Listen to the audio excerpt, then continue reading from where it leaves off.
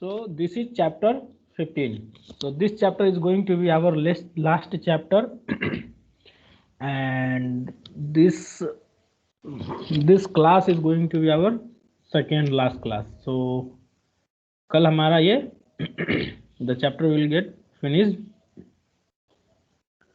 So tomorrow will be the last lecture of so coming to this chapter the chapter name is service API and the contract versioning with web services and REST services. So it's a completely new chapter. It is not correlated with the previous 4 chapters. In the previous 4 chapters we have already seen MUA concept and MUA case study and timesheet submission process, and these 2 case studies were discussed on the basis of REST based services and SOAP based web services, and both the case studies were performed using service oriented analysis and service oriented design. One second, guys.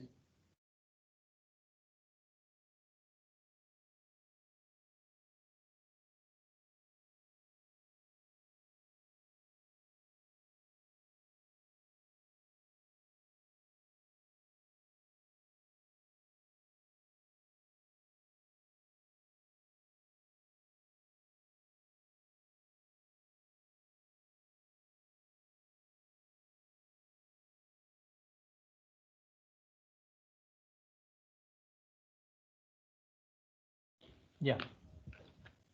So in this chapter we are going to see the contract versioning. So the meaning of the versioning, किसी को मालूम है ये versioning क्या होता है?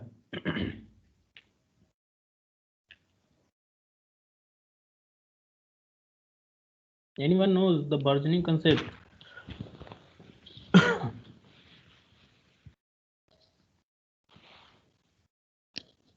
Sir, update iterations. Update जो करते हो, अपडेट वर्जन के बारे में हम लोग बात करेंगे अभी. So the very first topic in this chapter is the versioning basic. What is the meaning of versions and why do we need to create different versions for a same project?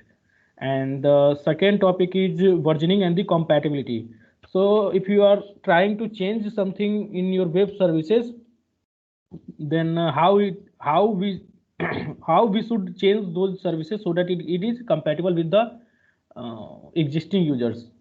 So the third topic will be the REST service compatibility consideration. Then we will see the version identifiers, versioning strategies, and REST service versioning considerations. So the first 2 topics will be going to see today, and the rest 4 topics will be going to see tomorrow. So let's start with the versioning. Why do we need versioning? And yeah, so so you must have heard of projects like you must have downloaded Java 8, Java 9 और जैसे जो भी है, जैसे कोई Microsoft Windows में आता है, विंडोज में 8, 8.1, 2 जो भी है, 9, 10 जो भी 11, 12 जितना है जो भी, तो ये सब हमारे पास वर्जन है. ये सब चेंज को डिनोट करता है. ठीक है. तो जब भी कुछ हमारे we have different tools available in the market which is responsible for the when we perform any changes, the changes are maintained in any kind of repository. So for that kind of change management we need certain tools. So there are 2 very popular tools in the market. You must have heard of this Git tool and GitHub tool. So Git and GitHub. So these are both are used combinedly for versioning. Sometimes some IDE tools already built in versioning system, like if you have used Visual Studio. So let's say I am running a program, I am running a C++ program on Visual Studio. So if anything goes wrong with this my current program, let's say I have done this same program, C++, same program. Let's say this program is for, and it is working perfectly fine, this program. And after 5 minutes, I made some changes in this file. And now after running this, after building and executing this program, it is showing some error. So the tool will ask you whether I should, the tool itself says whether I should show you the previous results or not. Getting my point, everyone? Because it is successfully executed, and after making some changes in the same file, we made some mistakes. Due to some mistakes, this file is not running, this file is not executing properly. So the tool itself asks you whether I should provide you the previous version or not.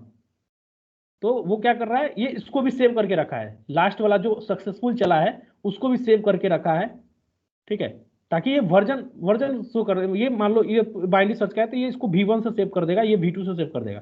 तो अगर ये V2 नहीं चल रहा है तो it will show you the V1 version, ठीक है, जो लास्ट वर्किंग था. तो वो वर्जन मेंटेन करके रखता है ताकि कोई चेंज हो, तुमसे कोई गलती हो जाए, कोई भी कारण से कोई गलती हो जाए तो पीछे का चेंज तुमको दिखा सके. तो सो ये versioning means we need to change something in our existing code.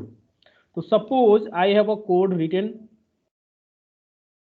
this one, this is version 1, and after some time, let's say after 1 year, I want to add some functionality to this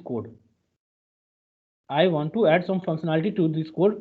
So the same project now becomes V2 version. And after 1 year, and again after 1 year, I want to update something, it becomes version 3. So in case of since we are talking about in case of in context of web services, so these three boxes are representing web service. Either web service means SOAP based service or REST service. तो अगर इसमें कुछ change करोगे 1 year के बाद तो ये V2 में हो जाएगा और ये V3 में आ गया, ठीक है. तो प्रॉब्लम कहां पे आने वाला है समझना ध्यान से. सपोज एक सिनेरियो में बताता हूं. POS stands for point of sale.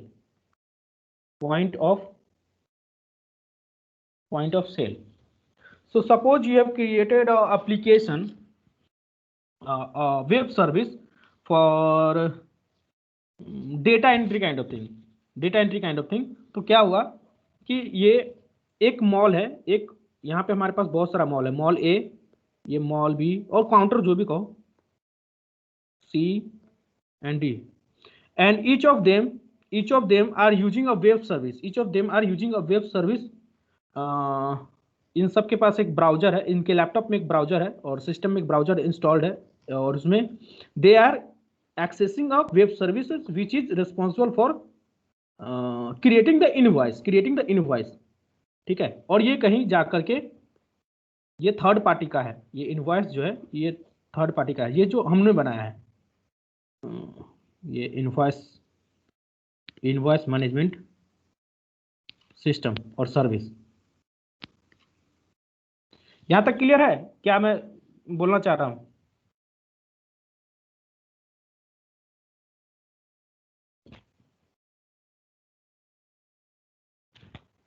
Everyone,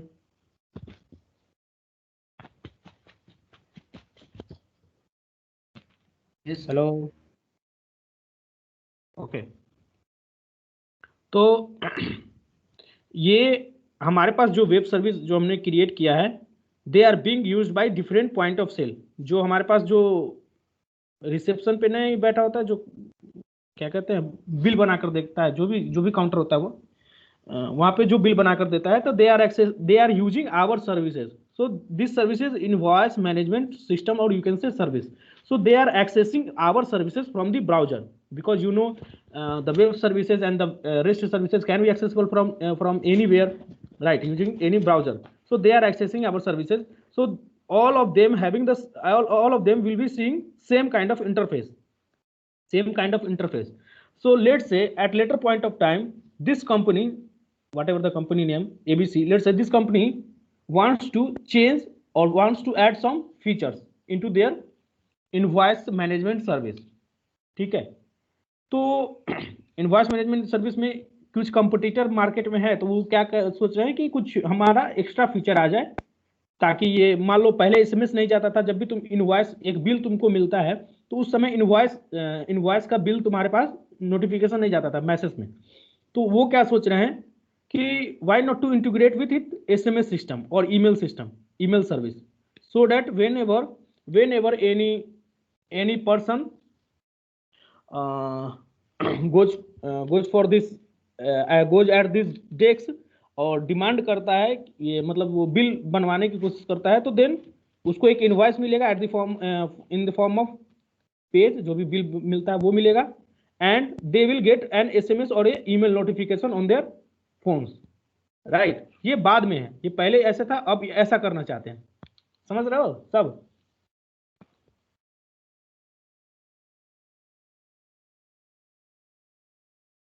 everyone? Yes, sir. Okay, तो ऐसा करने में the very first problem we are going to encounter, और different kinds of problem we can get from here. क्या क्या प्रॉब्लम हो सकता है? क्या अगर हम लोग इसको चेंज करते हैं, क्योंकि we know for each services we will having a service contract, हम लोग लास्ट चैप्टर में पढ़े हैं, for each service we will having a service contract. तो क्या अगर हम इस सर्विस को इस नया फंक्शनलिटी के साथ ऐड करते हैं, इसको इंटीग्रेट करते हैं इसके साथ, तो उसका सर्विस कॉन्ट्रैक्ट चेंज होने वाला है। एवरीवन इसको समझ पा रहे हो क्यों चेंज होगा? क्योंकि service contract list out the different functionality provided by web services, right. So इसका जो सर्विस कॉन्ट्रैक्ट होगा, इसमें मान लो इसके पास 5 फीचर है, तो इसके सर्विस कॉन्ट्रैक्ट जो पहले था इसमें 5 फीचर दिखेगा, and after integration it is going to show you 7 functionalities, because the service contract is the file, service contract जो WSDL फाइल होता है उसके बारे में बात कर रहा हूं मैं। तो the service contract, the WSDL file consist of the list of all the features available to you by a web services, right. तो ये अब तुमको साथ दिखाएगा ये। तो will these consumers now able to integrate with this system or not? समझ रहे हो प्रॉब्लम कहाँ है?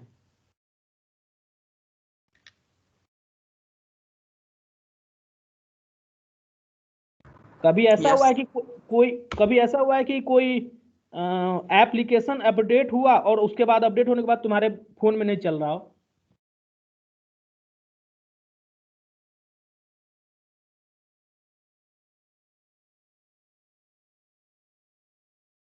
हेलो हेलो, लास्ट में क्लास होने से सब थक जाता है क्या? सुबह से क्लास था क्या आज? नहीं सर, वो तो कल है। बस वो कल है, तो बोलते क्यों नहीं हो? सर कभी कभी होता है वो, अपडेट होने के बाद ओपन नहीं होता है। तो जब कोई एप्लीकेशन अपडेट हो जाता है, तो मान लो अपडेट हो गया, अपडेट होने के बाद उसका रिक्वायरमेंट बदल गया, क्योंकि तुम्हारे एंड्रॉयड फोन में, मान लेते हैं तुम्हारे एंड्रॉयड फोन में उसका एंड्रॉयड 7 है, जो भी है, कौन कौन सा वर्जन आता है हमको याद भी नहीं है उतना, 7 है अभी तो 11 चल रहा है ना शायद। तो मान लो ये एप्लीकेशन तुम लोग जो यूज कर रहे हो, ये अपडेट हो गया, और इसका जो अपडेट होने के बाद जो मिनिमम रिक्वायरमेंट है वो 8 है, और तुम्हारा जो फोन है उसमें एंड्रॉयड 7 है, तो क्या ये चलेगा तुम्हारे पास अब?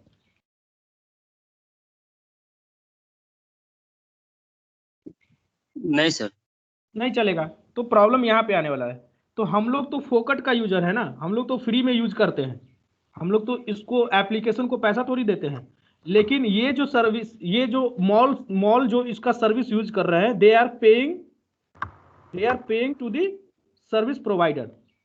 तो प्रॉब्लम यहाँ पे आने वाला है कि ये तो पे कर रहा है इस सर्विस प्रोवाइडर को, अगर ये चेंज भी करना चाहता है तो इसके मजबूरी से नहीं चेंज कर सकता, क्योंकि they are charging for their services to A B and C and D. तो इसको तो चेंज करना पड़ेगा ना, फिर अगर इसको अपग्रेड करना पड़ेगा, इसको अपग्रेड करना पड़ेगा according to this service contract, इसके कोड में चेंज करना पड़ेगा according to this service contract. Yes sir. Yes sir. ठीक है, तो प्रॉब्लम यहाँ पे आता है। तो इस प्रॉब्लम का सोल्यूशन क्या है कि ऐसा काम करे कि एक बहुत फेमस कोट है कि सांप भी मर जाए और लाठी भी ना टूटे।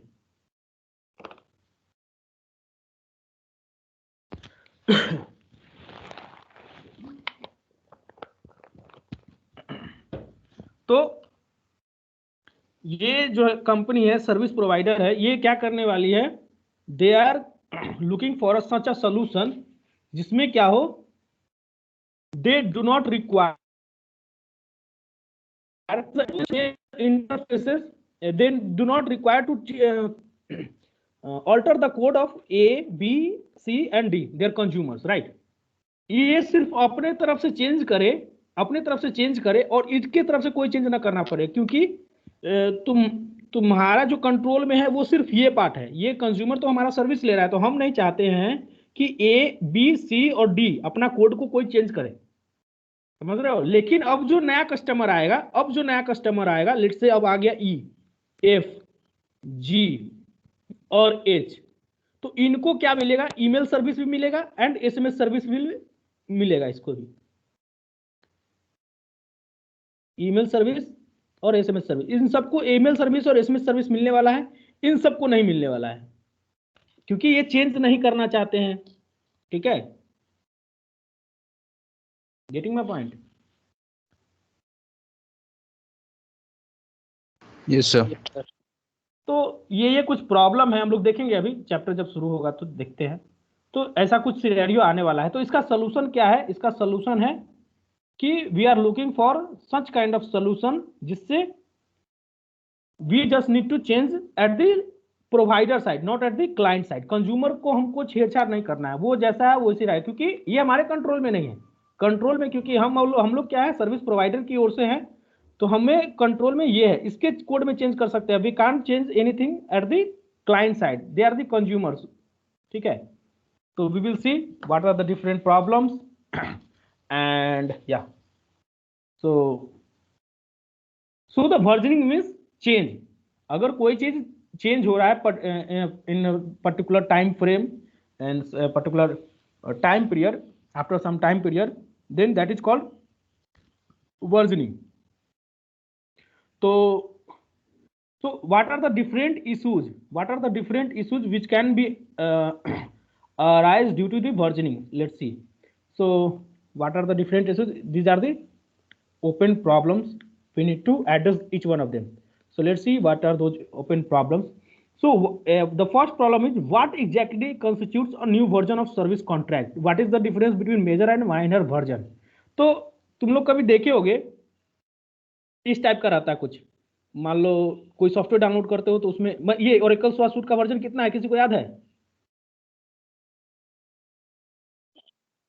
12C और उसके बाद 2140, ये है इसका वर्जन टोटल। ठीक है, इसके पहले हमारे पास 11C था और उसके बाद इसमें बहुत सारा चीज था। तो 12C क्यों याद है? That is the major version, that is the major version. और इसी के अंदर बहुत सारा आता है, 12C, 11, 20, बहुत सारा आता है। ठीक है, इसके ये एक हम लोग जो यूज करते हैं 2140 है, मतलब 2.1.40 ठीक है, तो ये वर्जन यूज करते हैं। तो ये माइनर चेंज को डिनोट करता है और ये मेजर चेंज को डिनोट करता है, यानी 11C से अगर हम लोग 12C पर जाते हैं, that is denoting the major change and this is denoting the minor change. और ये डिपेंड करता है, ये कंपनी टू कंपनी चेंज होते रहता है, ये कंपनी बताएगी कि इसका मतलब क्या है, इसका मतलब क्या है। कुछ इसमें पैच को डिनोट करता है, कुछ इसमें कोई कंपोनेंट को डिनोट करता है, वो डिपेंड करता है company to company how they are representing version name. तो the first question is what exactly constitute of new version of service contract, what is the difference between the major version and the minor version. ठीक है, and what constitute of new version. तो problem ये है कि कब हम लोग कहेंगे कि चेंज हो गया है. सपोज तुम एक हॉस्टल के रूम में रह रहे हो, हॉस्टल में रूम में रह रहे हो, तुम्हारा कोई सब सामान इधर एग्जैक्ट रखा हुआ है, तुम हॉस्टल से बाहर गए डिपार्टमेंट में, डिपार्टमेंट से फिर लौट के आओगे, तो तब तुम कैसे बताओगे कि हॉस्टल के रूम में तुम्हारा चेंज आ चुका है.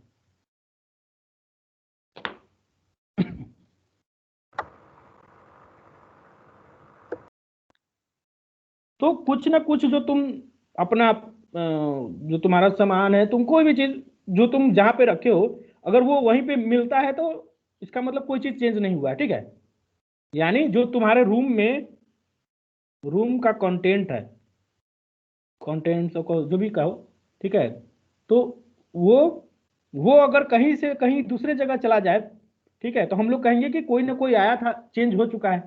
ठीक है, similarly in case of web services, I mean to say SOAP based services, and in case of REST based services. So इसका जो कंटेंट होगा और इसका जो कंटेंट होगा, अगर इसके कंटेंट में कुछ भी चेंज आएगा तो हम लोग कहेंगे ना कि ये चेंज हो चुका है. Yes sir. ओके, तो हम लोग देखेंगे, पहले हम लोग देख चुके हैं पिछले लेक्चर्स में.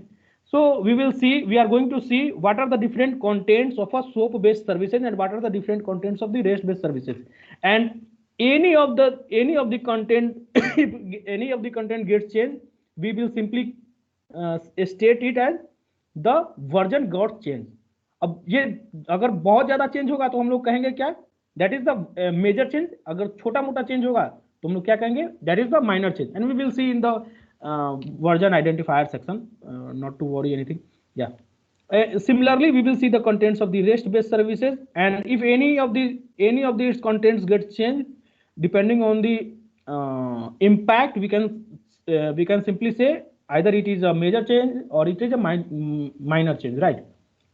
So okay, so ये क्या, इसका इस पॉइंट का मतलब क्या है, what exactly constitutes a new version of the service contract, that is the, उसमें उसके कंटेंट में क्या चेंज हो रहा है. ठीक है, second question is what do the parts of the version number indicate. We will see in the tomorrow's class what is the meaning of this version number indicate. जो बताया ना जस्ट 12.C.21 इसका मतलब क्या होता है, इस कल देखेंगे हम लोग. Okay, will the new version of the contract still be working with the existing customers that were the design for the old contract version. So अगर मान लो कुछ चेंजेस कर रहे हो तुम अपने कॉन्ट्रैक्ट में, तो will the existing customer will still be using those services. वो एंड्रॉयड वाला कॉन्सेप्ट, अगर 8.7 पे कर रहे हो, अपडेट कर रहे हो, तो 8 वाला, तो पुराना एग्जिस्टिंग कस्टमर कर रहा है, यूज करना है नहीं कर रहा है, उसके बारे में कहा जा रहा है. ठीक है, will the current version of the contract work with the new customers.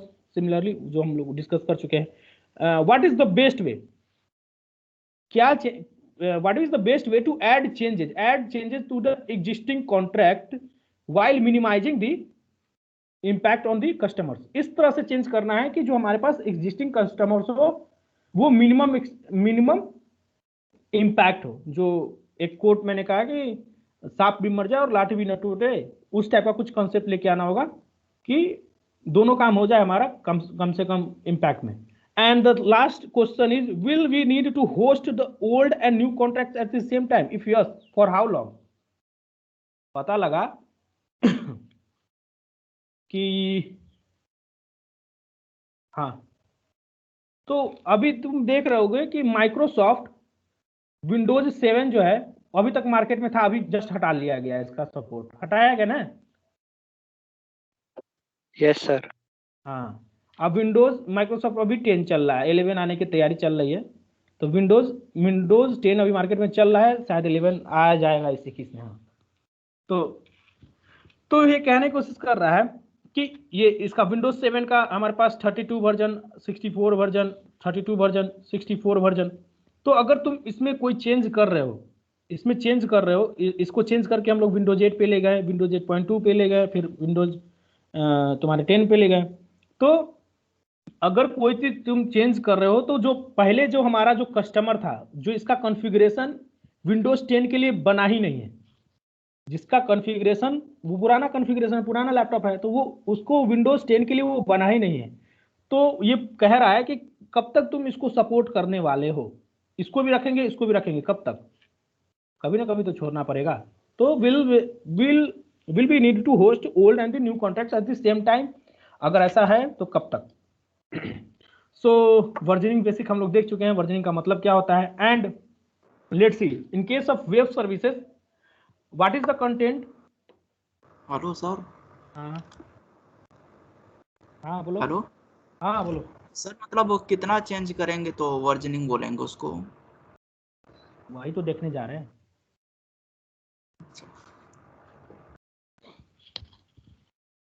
तो हम लोग कंटेंट को चेंज करना चाहते हैं इस तरह से चेंज करना चाहते हैं कि कस्टमर को मिनिमम इम्पैक्ट हो, जो हमारा एग्जिस्टिंग कस्टमर हो उसको मिनिमम इम्पैक्ट हो, क्योंकि कस्टमर से ही बिजनेस चलता है। तो जो जो मैंने एग्जांपल दिया है किसका, एक रूम का। अगर कोई रूम है तो उसमें कुछ कंटेंट रखा हुआ है, अगर इसमें से कोई भी चीज चेंज होगा तो हम समझ जाएंगे कि चेंज हुआ है। अगर कोई रूम में से लैपटॉप ही गायब कर दे तो कहेंगे मेजर चेंज हो गया। अगर लैपटॉप नहीं गायब होता है, बस तुम्हारा जो बकेट रखा हुआ है रूम में इसको उठा के इधर से इधर रख देगा, तो हम लोग कहेंगे माइनर चेंज है।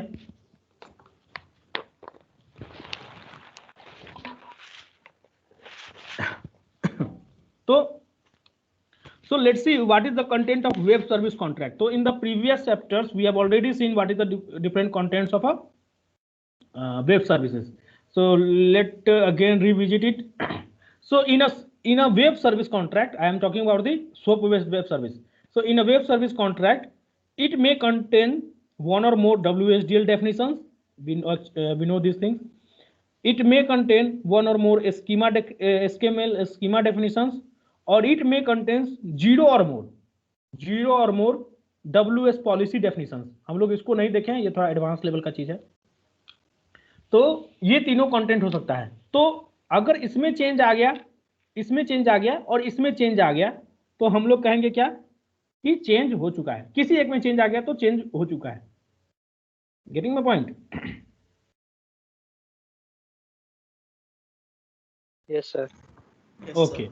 सो ये वेब सर्विस जो है, ऐसा नहीं है कि एक वेब सर्विस सिर्फ अपने अपने WSDL डॉक्यूमेंट्स पे ही डिपेंड करता है। It may be possible that these web services may depend on centralized XML schema definition, centralized web service policy definition, and WS description, abstract WS description। तो इन लोगों के change में, ये जो ग्लोबल नेचर के होते हैं जो सब में काम आएंगे, ठीक है, उसमें भी कुछ चेंज आएगा, देन तब भी हम लोग कह सकते हैं कि हमारा वेब सर्विस चेंज हो गया है। ठीक है, ओके, इस सब में कुछ है नहीं। हाँ, similarly in case of rest services we have this type of contents in our rest services. HTTP method होता है हमारे पास, जानते हैं हम लोग रेस्ट सर्विस में HTTP मेथड होता है, और XML स्कीमा डायरेक्ट नहीं होता है, XML स्कीमा होता है in form of media type. हम लोग देखे हैं, कल ही देखे हैं लैब में, मतलब लास्ट क्लास में देखे हैं लैब में, जो एप्लीकेशन देखे हो तुम लोग, टेक्स्ट स्लैश प्लेन टेक्स्ट, ये जो कहते हैं media type, that so XML schema are generally wrapped in form of general media types, right? And we have last thing is service endpoint। इस तीनों में से किसी में चेंज होगा तो हम लोग समझ जाएंगे कि रेस्ट सर्विस में चेंज हुआ है। Now the next part is fine and coarse grained constraints. So what is the meaning of fine grained and coarse grained? We have already seen and we have already discussed a lot on this topic. Let's see. So it is an example. ये XML XSD बनाया गया है। So yeah, अगर तुम लोग ध्यान से यहाँ पे देखोगे तो तुम्हें एक नजर आएगा दो एलिमेंट, एक ये एलिमेंट और या एक एक एलिमेंट आएगा तुमको product ID and product name. ठीक है, ये किस टाइप का स्ट्रक्चर होगा जो हम लोग एक्सेस डी में बनाते हैं यहाँ पे इस टाइप से। एक यहाँ पे तुमको क्या दिखेगा, लाइन, ये पार्ट दिखेगा, line item type, line item type, और इसके अंदर में दिखेगा तुमको दो part, product ID and product name.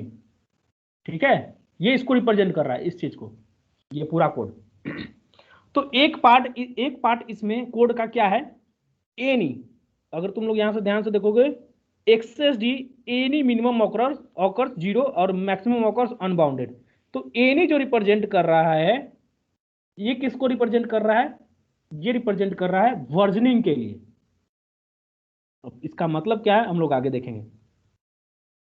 Okay, so ये जो पार्ट है हमारे पास, ये जो पार्ट है इसको हम लोग इस कोड में हम लोग कहते हैं इसको फाइन ग्रेन्ड, और ये जो एनी वाला पार्ट है, ये छोटा सा नीचे वाला पार्ट अनबाउंडेड मिनिमम ऑकर्स, इसको हम लोग कहते हैं कोर्स ग्रेन्ड। हम लोग जानते हैं ये रिलेटिव टर्म है कोर्स ग्रेन्ड। ठीक है, हाँ, अब वो जो ये जो दिया गया है, ये जो पूरा पार्ट दिया गया है, इसको आगे नीचे में एक्सप्लेन किया गया है, हम लोग देखेंगे नीचे अभी। सो तो how versioning and compatibility issues can work together. तो अगर हम लोग चेंज वर्जनिंग भी करना चाहते हैं और कॉम्पैटिबिलिटी इशूज को भी देखना चाहते हैं ऑफ द कस्टमर, कि customer are still able to use our services और नॉट। सो हम लोग को दोनों चीज देखना है कि चेंज भी करना है और कस्टमर के कॉम्पैटिबिलिटी इशूज को भी देखना है। तो उसके लिए हमारे पास दो टेक्निक है। The first one is backward compatibility and the second one is forward compatibility. कहा गया या फॉरवर्ड कॉम्पैटिबिलिटी। तो फॉरवर्ड कॉम्पैटिबिलिटी है हमारे पास, और दूसरा टेक्निक है क्या, backward compatibility. And in case of backward compatibility we again has two techniques for backward compatibility for web services and backward compatibility for REST services। दोनों के लिए अलग अलग है। And what is the meaning of backward compatibility, ये हमें अब देखना है।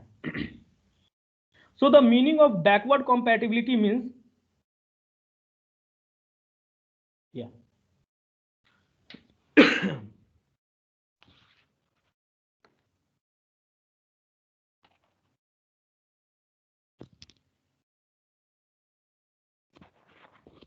Backward, what is the meaning of backward compatibility, जो हमारे पास जो यहाँ पे जो ये जो ABCD थे, ABCD,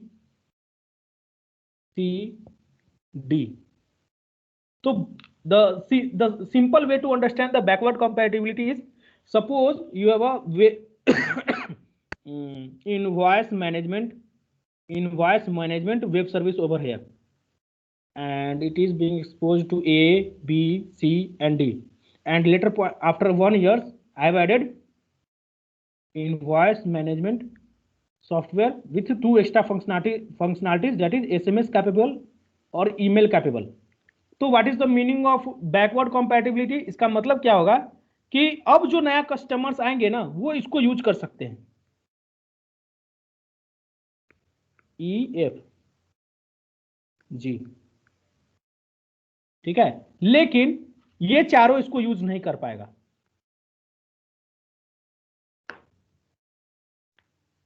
समझ रहे हो, एक तरीका ये है everyone.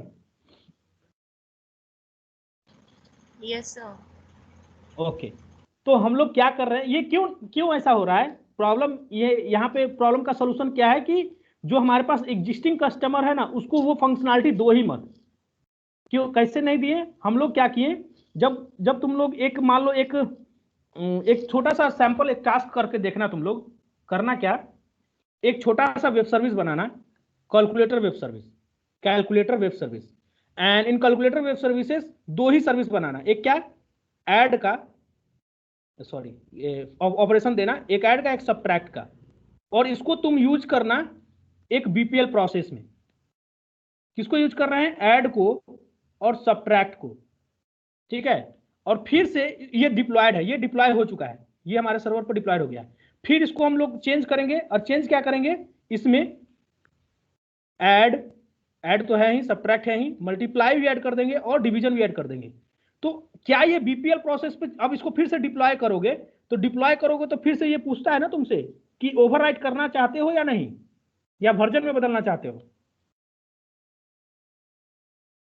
Yes sir. So at the time of deployment, it will ask you for whether you want to redeploy it or you want to make another version.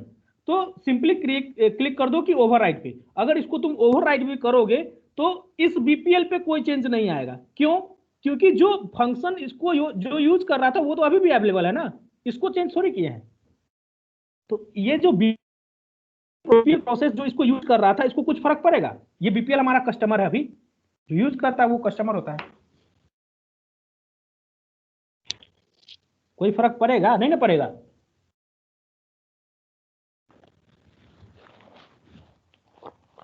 Everyone, क्योंकि उसको तो ऐड अभी भी दिख रहा था और पहले भी दिख रहा था, मतलब पहले भी दिख रहा था, अभी भी दिखेगा। प्रॉब्लम कब होता है? जब यहां से हम लोग सब्ट्रैक्ट को हटा देते, ऐड को हटा देते, किसी एक को हटा देते तो प्रॉब्लम आता है, ठीक है। लेकिन अब जो तुम नया बीपीएल बनाओगे वो किसको किसको देख सकता है? ऐड को भी देख सकता है, सब्ट्रैक्ट को भी देख सकता है, मल्टीप्लिकेशन को भी देख सकता है और डिवीजन को भी देख सकता है। समझ रहे हो?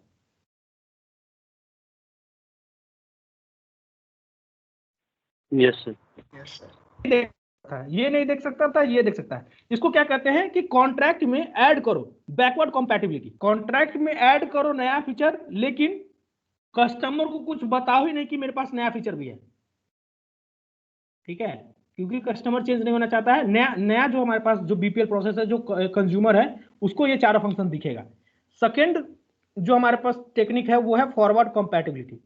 फॉरवर्ड कंपैटिबिलिटी में क्या होता है? इसको हम लोग फ्यूचर के लिए रिजर्व करके रख लेते हैं। फ्यूचर के लिए रिजर्व करके रखने का मतलब क्या हुआ कि आईपी एड्रेस तुम लोग पढ़े होगे, आईपी एड्रेस V4 और V6 जो भी है। तो V4 में देखोगे कुछ पार्ट हमारे पास रिजर्व होता है सी और डी का ब्लॉक में।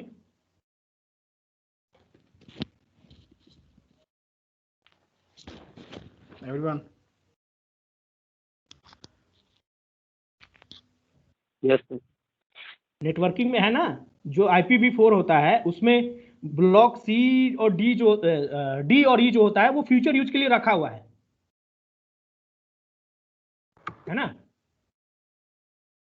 Yes sir. Yes sir. तो फ्यूचर यूज के लिए रखने का मतलब क्या बनता है? इसको कहते हैं फॉरवर्ड कैपेबिलिटी।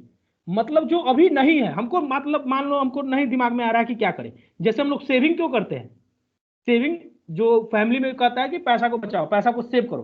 क्यों? क्योंकि फ्यूचर में जो प्रॉब्लम आने वाला है उसके लिए हम अगर हमको थोड़ी पता है, हमको नहीं मालूम है कि क्या फ्यूचर प्रॉब्लम आने वाला है, आने वाला भी है या नहीं आने, हमको ये भी कुछ गारंटी नहीं है। लेकिन हम लोग कुछ सेव करके रखते हैं ताकि कल को कुछ भी आए इमरजेंसी तो हम लोग यूज कर सके। समझ रहे हो ना? तो फॉरवर्ड कंपैटिबिलिटी उसी चीज का एक दूसरा रूप है, मतलब उसी चीज को डिनोट करने के लिए। तो फॉरवर्ड कंपैटिबिलिटी में क्या होता है कि हमको ऐड बना रहे हैं, कैलकुलेटर है तो हम लोग एक ऐड बनाए, सब्ट्रैक्ट बनाए, तो इसका डेफिनेशन दे दिए कि प्लस करना है, इसका डेफिनेशन दे दिए माइनस देना है। लेकिन यहाँ पर मल्टीप्लीकेशन भी बना लिया, इसका डेफिनेशन नहीं दिए।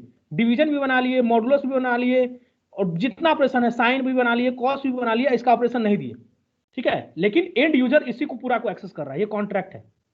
एंड यूजर इसको यूज कर रहा है। एंड यूजर किसको यूज कर रहा है? इसको। तो एंड यूजर बीपीएल को यूज कर रहा है, BPL is the consumer.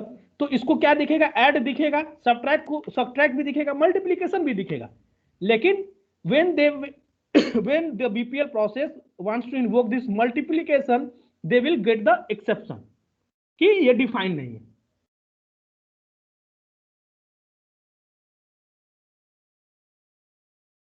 Getting my point?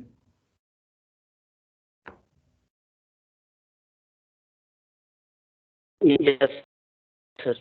तो अब मान लो अगर इस तरह का रहता है तो मान लो अभी 2 बीपीएल इसको यूज कर रहा है और फ्यूचर में हम इसको चेंज कर दिए, यानी चेंज हमारे पास जो होने वाला है यही चेंज करने वाला है ना, तो मल्टीप्लीकेशन को बना दिए। ये क्या था, डिवीजन, डिवीजन को हम लोग डिवाइड ऑपरेशन से बता दिए। तो अब जो नया कंज्यूमर आएगा बीपीएल और एक नया कंज्यूमर ये भी बीपीएल, तो ये भी अब इसको भी इन्वोक कर सकता है, इसको भी इन्वोक कर सकता है, इसको भी इन्वोक कर सकता है और इसको भी इन्वोक कर सकता है, और जो पुराना वाला है वो भी इन्वोक कर सकता है ना। Yes sir. क्योंकि पुराने वाले को भी मल्टीप्लीकेशन दिखेगा और डिवीजन भी दिखेगा। फिर से क्या करते हैं, फिर से 1 साल बाद हम सोचे कि नहीं अब साइन कॉस भी लगा देते हैं, तो साइन का भी डेफिनेशन जो भी होगा यहाँ पर दे देंगे, और क्या कहते हैं कॉस का भी जो भी डेफिनेशन होगा कैलकुलेटर के लिए वो हम लोग दे देंगे, ठीक है। और अब जो नया बीपीएल यूज करोगे, नया बीपीएल कंज्यूमर, वो सबको सब जितना भी हमारे पास जो फंक्शन है सबको यूज कर पाएगा, ठीक है। ये भी इसको सबको यूज कर पाएगा, और जो पुराना वाला कस्टमर है, जो हमारा ये सब कस्टमर है, वो सब भी यूज कर पाएगा उसी चीज को, ठीक है। Getting my point? Yes sir, जो ऐप अपडेट होते हैं तो यही तो होता है ना? क्या? नहीं नहीं ऐप्स नहीं, जो अपडेट होते हैं तो नहीं, अरे जो स्क्रम सब में देखे हो ना, जो कंटिन्यूअस डिलीवरी कहते हैं, continuous development and continuous delivery, CI/CD, बहुत Sir, पॉपुलर yes. टेक्निक। तो इस समय जब भी कुछ होता है तो लिख देता है पेज अंडर कंस्ट्रक्शन, कोई लिंक नहीं है अवेलेबल तो पेज अंडर कंस्ट्रक्शन, और ये फीचर अवेलेबल नहीं, ताकि बाद में उसको ऐड कर दे। इंटरफेस बना देता है।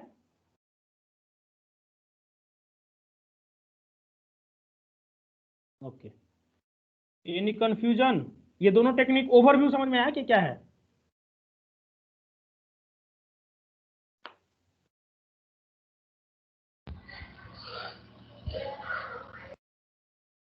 ओके, तो अब इसके डेफिनेशन पे जाओगे तो वही चीज लिखा हुआ है जो मैंने बताया है, ठीक है। तो अगर डेफिनेशन पढ़ना है तो पढ़ सकते हो, एक बार मैं रिपीट कर देता हूँ फिर से देख के।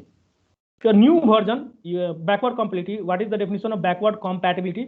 और new version of service contract, that is the second version, ठीक है। New version that continues to support consumer programs, ठीक है। Designed to work with old version is considered as backward compatible. From a design perspective, this means the new contract has not changed in a such a way that it can be impact existing consumer programs, ठीक है। ये definition है। अब करते कैसे है वो नीचे दिया हुआ है, ये देखो, ये ऑपरेशन पहले से मौजूद है हमारे पास, ये ऑपरेशन यहां से यहां तक हमारे पास पहले से मौजूद है, ये ऑपरेशन पहले से मौजूद था और ये बाद में ऐड किया गया, ठीक है। ये बाद में ऐड किया गया, तो जो पहले जो कस्टमर है वो उसको ये दिखेगा, अब नया वाला को ये यहां से यहां तक दिखेगा ना। Yes sir. ओके, तो वही सेम चीज लिखा हुआ है, इसमें कुछ नया नहीं लिखा हुआ है, तुम पढ़ोगे तो सेम चीज नजर आएगा। फिर backward compatibility in case of rest services, तो रेस्ट सर्विसेज में क्या चीज चेंज करना होगा कि इसको देख लो, A backward compatible change in a REST compliant service contract might involve adding some new resources, ठीक है। मान लो एक रेस्ट सर्विस का तो थोड़ा अलग चलता है, तो उसका क्या है कि एक रिसोर्स है, रिसोर्स हम लोग देखे हैं लास्ट चैप्टर में, इस तरह से लिखते हैं इसको, यहाँ पर देखोगे एडिट डिटेल्स और एडिट प्रोफाइल, इस टाइप का कुछ है, डिटेल्स इस टाइप का कुछ एक रिसोर्स है, ठीक है। तो इसके लिए हमारे पास क्या है, एडिट के लिए पुट और एडिट डिटेल इस टाइप का बना दिए, इसके लिए क्या है पुट और एडिट डिटेल्स, ठीक है। तो ये बीपीएल यूज कर रहा है, बीपीएल इसको यूज कर रहा है।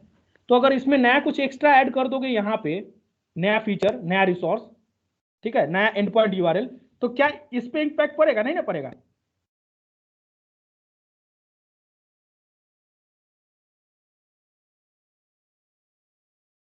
एवरीवन, क्योंकि these two endpoint URLs are going to be used by this BPL, that is the acting as a consumer for now, ठीक है। तो ये दोनों अभी भी यूज कर पा रहा है, and at later point of time in version 2 if we add a new endpoint URL, then even then this BPL existing customer will able to use these two services, right? But now the new BPL process, or you can say new consumer, BPL process as a consumer, now able to use this three functionalities. That is the backward compatibility feature in REST services. ठीक है? Yes sir. Okay, तो इसको पढ़ोगे वही चीज है कुछ। हाँ देखो यहाँ पे देखो, इसी चीज को लिख दिया क्या ऐसे। तो this is the service inventory, ठीक है। What is the capabilities available with this? Post order, ये दिखा हुआ है तुमको यहाँ पे। गेट ऑर्डर्स, ये लास्ट चैप्टर में तुम लोग देखे होगे, इस तरह से लिखा रहता है। इन क्या हो रहा है, आउट क्या है, ये क्या है, मीडिया फाइल्स है, मीडिया टाइप्स। ये जो तुमको दिख रहा है मीडिया टाइप्स, कंज्यूम क्या कर रहा है, ये मीडिया टाइप्स, और ये प्रोड्यूस कर रहा है, ये प्रोड्यूसर मीडिया टाइप है, और ये कंज्यूमर मीडिया टाइप है। उसी तरह से ये कंज्यूमर मीडिया टाइप है और ये प्रोड्यूसर मीडिया टाइप है। सॉरी, उल्टा हो गया, ठीक है। मतलब जो लास्ट लेक्चर में हम लोग देखे थे, ठीक है। तो यहां तक हमारे पास, यहां तक जो हमारे पास है वो क्या है, वो पहले वाला सर्विस है, वर्जन 1। और इसके बाद जो बदल के ये जो ऐड किया गया, ये वर्जन 2 में आया है। तो अब जो पूरा बनेगा वो वर्जन 2 है, यहां से यहां तक वर्जन 2 है। तो वर्जन 1 जो है वो एग्जिस्टिंग कस्टमर्स कैन यूज, और V2 में जो वर्जन ये जो ऐड हुआ है V2 के लिए, V2 में जो हमारे पास जो नया फीचर ऐड हुआ है और जो ऑर्डर्स निकालने का जो रिसोर्स एंड ऐड हुआ है, this feature cannot be used by existing customers, this can be only used by the new customers। तो यही है कहानी पूरा यहाँ तक का। उसके बाद हाँ, अगर इसको तुम लोग, ये तो एंड पॉइंट URL के फॉर्म में दिख रहा है ना, अगर इसको हम लोग XML के फॉर्म में देखें तो XML के फॉर्म में कैसे लिखेंगे कि ये सपोर्ट करेगा बैकवर्ड कंपैटिबिलिटी को। तो in case of XML you need to write like this one, जो ऊपर में हम लोग देखे थे, ठीक है। मिनिमम ऑकर्स 0, यानी अगर नहीं भी होगा तो चलेगा, कल को फ्यूचर में आ भी गया तो चलेगा, समझ रहे हो, स्टार टाइप का 0 और मोर। तो अगर ये नहीं भी दोगे तब भी काम चलेगा, फ्यूचर में आ भी गया तो भी काम चलेगा। इसका XSD इस टाइप से बनेगा, समझ रहे हो सब? Yes sir. ठीक है। तो XSD बनाते समय अगर हम लोग फ्यूचर में बैकवर्ड कंपैटिबिलिटी यूज करना चाहते हैं तो इस टाइप से हमें ये देना पड़ेगा, ये मिनिमम ऑकर्स 0, इस टाइप का कुछ, ठीक है। उसी तरह से हमारे पास फॉरवर्ड कंपैटिबिलिटी है, जो हम लोग देखे हैं जस्ट। फॉरवर्ड कंपैटिबिलिटी में क्या होता है कि फ्यूचर के लिए हम लोग पहले से तैयार करके रखते हैं ताकि contract can easily accommodate how consumer programs will evolve over time, ठीक है। तो देखो यहाँ पे एक न्यू कंज्यूमर है और लीगेसी सिस्टम है। ये क्या किया, एक नया एक URL को, क्योंकि ये रेस्ट सर्विस है, एक नया URL को हिट किया। तो अभी ये दिखा रहा है कि अनसपोर्टेड मेथड, बिकॉज ये पहले से नहीं है, ठीक है। लेकिन अब देखो यहाँ पे सेम टाइप का चीज यहाँ पे किया गया, PO एक्शंस, ये वर्जन 2 में आ गया है, मतलब अब डिफाइन हो चुका है। तो 200 ओके दिखा रहा है, मतलब ये आ गया, समझ रहे हो। ये वर्जन 1 तक यहाँ तक था, जैसे वर्जन 2 में हमारे पास सपोर्ट हो गया, ये अब काम कर सकता है, तो हमारे पास 200 ओके दिखा रहा है एवरीवन। क्योंकि पहले ये हमारे पास एक्सेप्शन दे रहा है कि अनसपोर्टेड मेथड, ये हमारे पास मेथड का डेफिनेशन अभी फिलहाल नहीं है, ठीक है। लेकिन फ्यूचर में जब हम इसको डिफाइन कर देंगे in the later versions, then it will show you 200 okay, that means everything is all okay. So this is how forward compatibility works. So in case of forward compatibility schemas में क्या अंतर पड़ेगा, हम लोग देखे हैं जस्ट कि इस जब ये यूज करते हो बैकवर्ड कंपैटिबिलिटी तो स्कीमा में ये अंतर पड़ता, ये डिफरेंस आ जाता है। तो फॉरवर्ड कंपैटिबिलिटी में कैसे हम लोग स्कीमा को डिफाइन करेंगे, तो let's see how we will. या दो हमारे पास एट्रीब्यूट यूज होता है, दो एलिमेंट यूज होता है, ये एक एनी यूज होता है, एनी, और एक कौन सा यूज होता है, एनी एट्रीब्यूट, एनी और एनी एट्रीब्यूट। जो हमारे पास अगर जब तुम लोग XSD बना रहे थे तो यहाँ पे जो पैलेट होता है, इसमें जो जहां से तुम लोग एलिमेंट को ड्रैग एंड ड्रॉप करते हो बनाने के लिए XSD, याद है,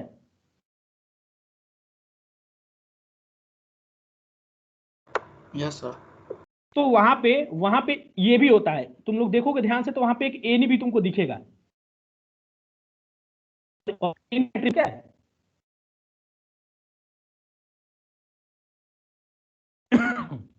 तो वहां पे हम लोग तो 2-3 ही यूज किया है ना, एलिमेंट को यूज किए हैं वहां से, सीक्वेंस को यूज किया है वहां से, और किसी चीज को यूज किए हैं, एलिमेंट सीक्वेंस, बस यही सब चीज यूज किया है। ठीक है, लेकिन बहुत सारा उसमें होता है, तो उसमें तुम देखोगे तो तुम्हें नजर आएगा, एक एनी भी होता है, एक एनी एट्रीब्यूट भी होता है। तो इसको तुम लोग ट्राई करके देख सकते हो, ड्रैग एंड ड्रॉप करके। 1 सेकेंड।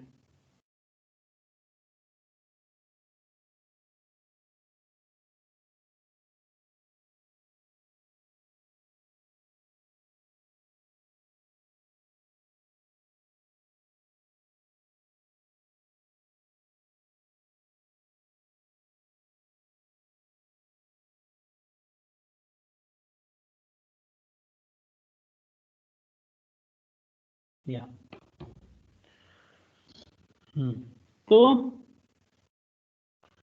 तो इसको क्या कहते हैं, ये जो एनी एट्रीब्यूट यूज कर रहे हो, और एनी एट्रीब्यूट और एनी एट्रीब्यूट जो उसको क्या कहते हैं, एलिमेंट, एनी एलिमेंट और एनी एट्रीब्यूट एलिमेंट जो यूज कर रहे हो उसको क्या कहते हैं, it is the building extension point, जहां से तुम लोग इसको फ्यूचर के लिए तैयार कर रहे हैं। ठीक है, सर्विस कॉन्ट्रैक्ट फ्यूचर के लिए हम लोग इसको जब तैयार करते हैं, तो how we can build such kind of system using any element and any attribute element.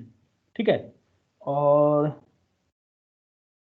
हाँ, सो इससे फायदा क्या होने वाला है, a service with forward compatible contract will often not be able to process all message contract, its contract is simply designed to accept a broader range of data unknown at the time of its design।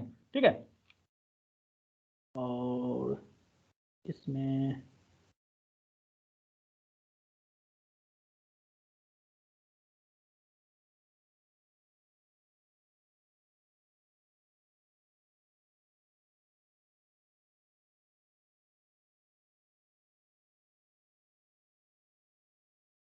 ये हो गया है। हाँ, तो जो अभी तक बताया हूं उसी को फिर से लिखा हुआ है कहीं कहीं, मतलब मैंने कहीं कहीं बता दिया है उसको। अब देखो, what are the different list of common compatible changes। the first point is adding new WSDL operation। किसको कहेंगे कि चेंज हो गया है, जो अभी जस्ट कौन विकास पूछा था या कौन पूछा था, राहुल, कि कब हम लोग कहेंगे कि चेंज हो चुका है, कोई पूछा था ना, कौन कौन पूछा था? Yes sir, Rahul. हाँ, तो कब हम लोग कहेंगे कि चेंजेस हो चुका है और कंपैटिबल चेंजेस हो रहा है। ठीक है, कुछ कुछ चेंज इनकम्पैटिबल होता है। ठीक है, अगर ऐसा चेंज कर दोगे तो मजबूरी हो जाएगा कंज्यूमर को चेंज करना, लेकिन कंपैटिबल चेंज कब होगा, जब हम लोग कहेंगे ना कि हाँ चल सकता है, छोटा सा माइनर चेंज को इसको कह सकते हो कि माइनर चेंज के केस में हम लोग क्या कहेंगे कि कंज्यूमर को चेंज नहीं करना है, लेकिन जब मेजर चेंज कर दोगे तो तुमको प्लेटफॉर्म चेंज करना ही पड़ेगा, यानी क्या कहते हैं उसको, कंज्यूमर को जाके कहना पड़ेगा कि you need to change your systems. ठीक है, तो लिस्ट कुछ दिया गया है जिससे हम लोग कह सकते हैं कि ये these are the common compatible changes, जो कंपैटिबल भी है और चेंज भी कर सकते हो। तो what are those, let's see. Adding new WSDL operation definition and associated message definition, adding new standard method, अगर रेस्ट सर्विस की बात करें तो एक नया मेथड को जोड़ देना, नया रिसोर्स को जोड़ देना, आइडेंटिफायर को चेंज कर देना।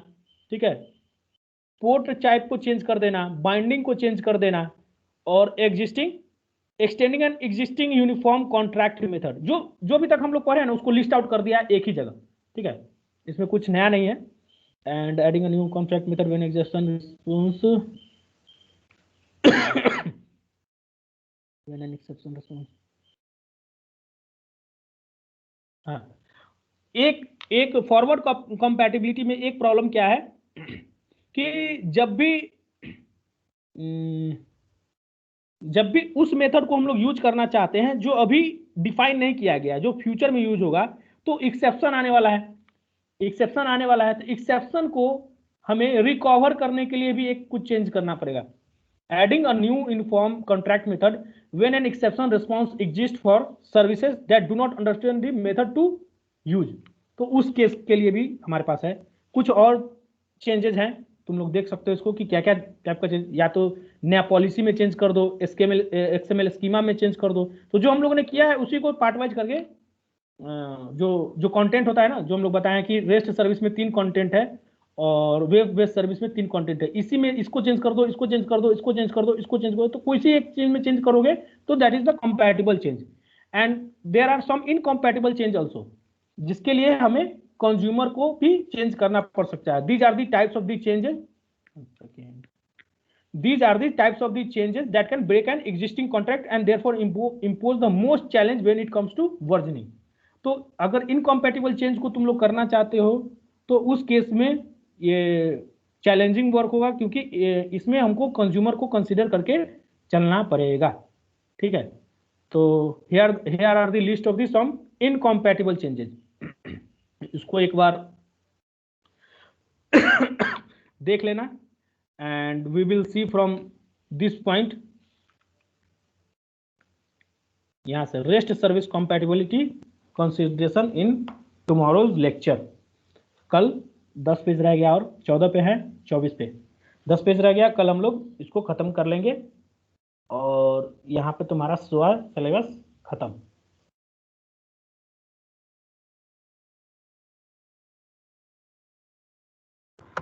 Yes sir. कोई शुरुआत में मैसेज किया था मेरे को कि सर सोआ नहीं समझ में आएगा सर, हार्ड सब्जेक्ट लग रहा है। कौन था, कौन कौन बुक पर है, समझ में नहीं आ रहा है।